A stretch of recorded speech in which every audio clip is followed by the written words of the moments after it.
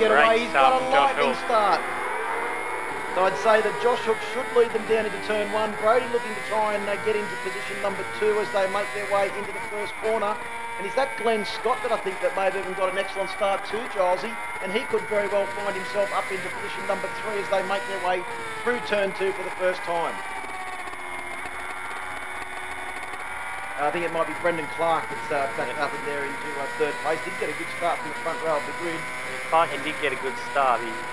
He is in third place, and Levi Day's in fourth. Once again, getting a great start.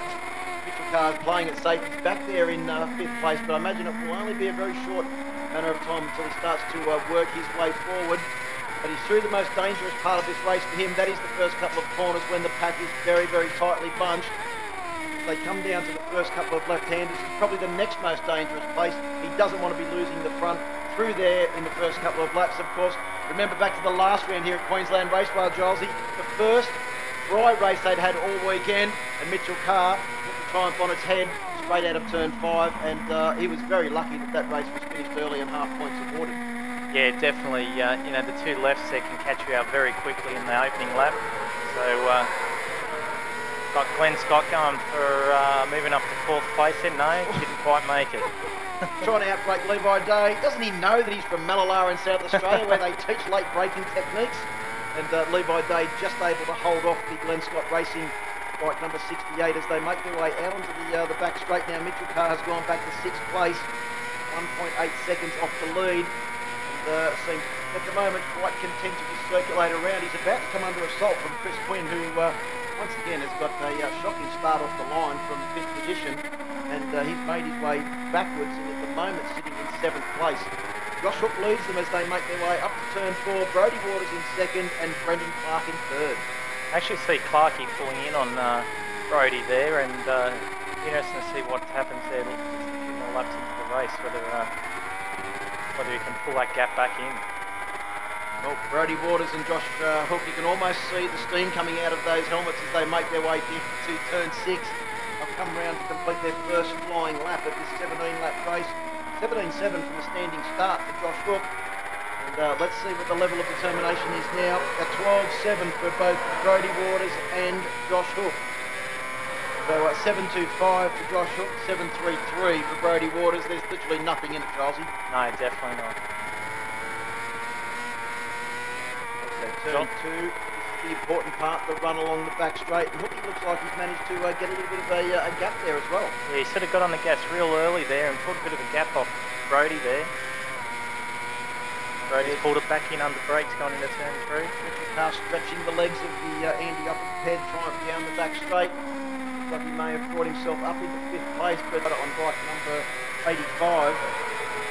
That three-rider freight train flashing across the start-finish line with Quinn going up the inside of Levy down into turn 1. And this will be a great experience for the young Superstock rider to race with some pretty experienced Supersport campaigners. Yeah, certainly will be. He'll be getting plenty of knowledge there, chasing around the boys. Well, Hook still leads down into turn 4. Glenn Scott still hasn't lost anything to Brody there, and I think he's close enough now to make a bit of a charge here into turn 6. Looked like he even made up a bit of distance in that very short section of track in between turns 4 and 5. And now hard on the brakes down into the final corner.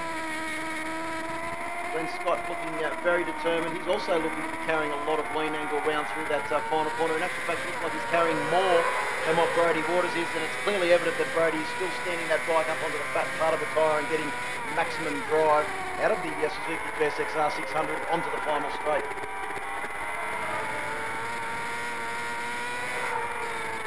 Well, can Hook bookend the season? That's probably the big question now. Won the first race of the year at Phillip Island, Gilesy.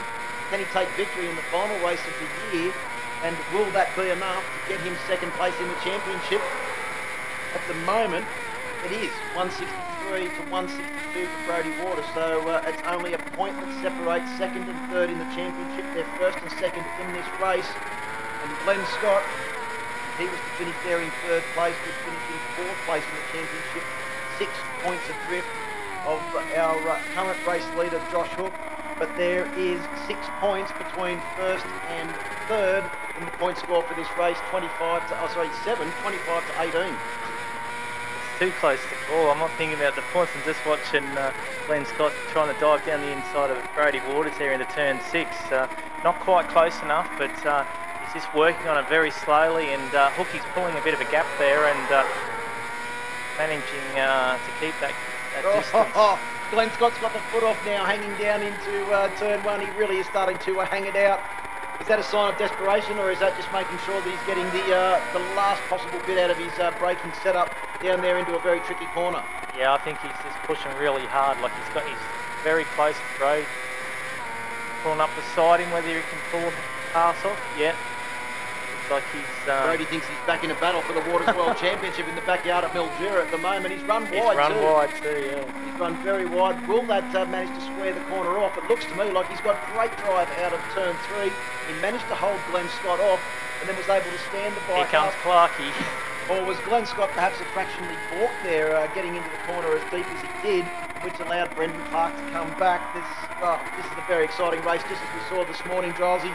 We've still got 7 laps to go, and we haven't even got to the 4 laps where it's going to be really interesting. Coming around to complete 11 laps, so 6 laps to go on the completion of this one. Currently, the lead for Josh Hook at intermediate 2 is just on 1 second. Psychological barrier now for Josh Hook. He can start to worry about his own lines rather than having to take lines to stop Brodie Waters coming up the inside, and I dare say that with the intensity of the battle between Brodie Waters, Glenn Scott and Brendan Clark, it will allow Josh Hook to even pull away even further. Yeah, Hookie's definitely pulling away. Like the battle there for 2nd, 3rd and 4th is heating up for sure. So Glenn Scott, here he comes now up trying to get on to the 2nd place in this race, trying to get past Brodie Waters. Brendan Clark is right there. Should any of these riders make the smallest of mistakes, he'll be there to take full advantage of that and get the Champions Ride Day Honda up into the equation. But at the moment we've got Hook leading from Waters, in 3rd place Scott, and in 4th place Clark. So we've got a Honda leading from a Suzuki, leading from a Yamaha, and another Honda in 4th place. Glenn Scott's got good drive out of turn 5. No, Brodie right across the front of him. Brodie Waters is back to how he rode in Darwin. He's getting better rear end grip, but the sheer grit and determination of the Waters clan, well known in Australian racing circles, coming to the fore here with Brodie Waters just managing to hold off Glenn Scott at the moment. So Josh Hook is away at the front now, and I think all he's got to do really, Jossie, with 5 laps left to go, is manage that 1 second gap that he has over the rest of the field. He stayed very consistent with his lap times. He hadn't dropped into the 12s, he just stayed in the high 11s there and managed to keep right through the majority of the race. Well, in fact, his last lap was only 1/10 of a second of his fastest lap of the race. So 1:11.7 is the fastest lap of this race. Josh Hook's last lap was a 1:11.8. Waters was a 12.4. Glenn Scott was a 12.2. And Brendan Clark was a 12.1. So 3/10 of a second between those two behind. Josh Hook very fast and very consistent out front. We've actually had a change of positions from 2nd to 3rd there. Brodie's gone back into 3rd and Glenn Scott's in 2nd. So let's see if Brodie can come back, fight back there and take 2nd off Glenn Scott. Going to make it very interesting for the round as well, because we've got to factor in the performances of Chris Quinn and also the other rider that was on the podium in the first race, Brendan Clark, for the round results. So we're going to have some very mixed up results here for the Supersport Championship. So at the moment, if they were to stay the way they are at the moment, Drowsy, how's this? Josh Hook would finish in 2nd, Brodie Waters would finish in 3rd by 1 point over Glenn Scott. So Glenn Scott needs to be able to reel back in Josh Hook if he wants to get into the top 3 in the championship. And he's literally that close. I still wouldn't count out Clarkey there. He's still close enough to make that late braking manoeuvre on the closing lap there and get in front of either Glenn Scott or Brodie. So you know, Brendan's riding really well. We know that he does a lot of laps around here, but There's a little bit of an altercation on the way out of turn 6. Brodie Waters just getting up the inside. Glenn Scott's gone back to third place. As we said, the last 4 laps there's going to be elbows out. We've just seen that by the demonstration come onto the front straight there. Another lap in the 1:11 bracket for Josh Hook, so he's now pulled that lead out to 2.2 seconds. So Josh Hook, all he has to do now is keep it on track. Scott comes back at Brodie Waters, so does Brendan Clark. He comes up on the inside as well. Brodie's gone back to third. Glenn Scott's come up to second, or to third place. Sorry, second place in the race. And Brodie's gone back to third. Brendan Clark's still sitting there in fourth. How's our championship leader going? Mitchell Carr, he's still sitting there in sixth place, lapping around in the 14-second bracket. Oh! Was that Brodie Waters saying, excuse me, I'm coming through? Glenn Scott got a little bit out of shape going in there, ran wide, and Brodie went, snap, I'm having you. And, that's what you got to do. You got to not think about it. You just got to go ahead and do it. And that's exactly what Brodie did on that occasion. Look down the track to see Chris Quinn coming out of turn 5 as Josh Hook goes across the line.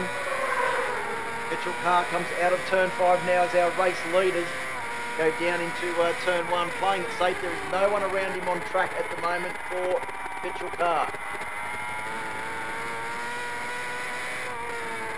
So Hook out onto the back straight. He'll be coming round to complete 16 laps. He will get the last lap board at the end of this lap, Gilesy.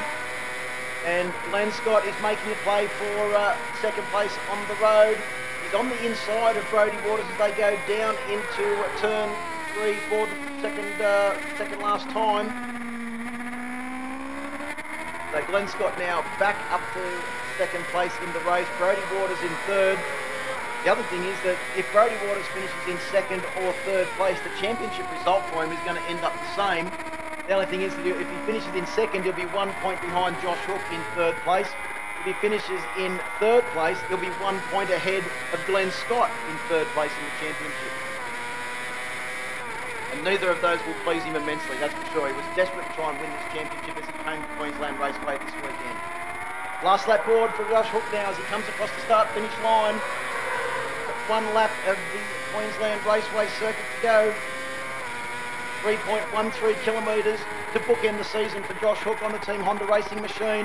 Was victorious in the first race of the year at Phillip Island as the reigning Australian 125 champion. Looks like he's going to take victory in the final race of the year here at Queensland Raceway. Glenn Scott has got a bit of a lead now over Brodie Waters. Brodie Waters is coming under assault from Brendan Clark. That could be the difference in the championship for Brodie Waters. He has to maintain third place on the road, at least if he wants to be in the top 3 in the championship. And they've closed up again on the exit of turn 3. Here comes Brodie, he's making a charge for it. Is he going to go up the inside into turn 4? No, there's no room through there. Save it for the last.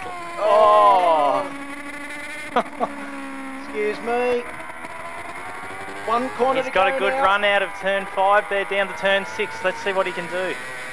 Not in a position to go up the inside. What's he going to try and do? Go around the outside of Glenn Scott. No, he's gone up the inside. He's gone up the inside as Brodie Waters, as Josh Hook comes onto the start-finish straight and pulls a nice wheel stand to take victory. Oh. Glenn Scott is going to not quite get there, and Brodie Waters takes second place in the race. That will put him third in the championship. And I think I need to get out of Suzuki Race Safe and get my heart rate checked.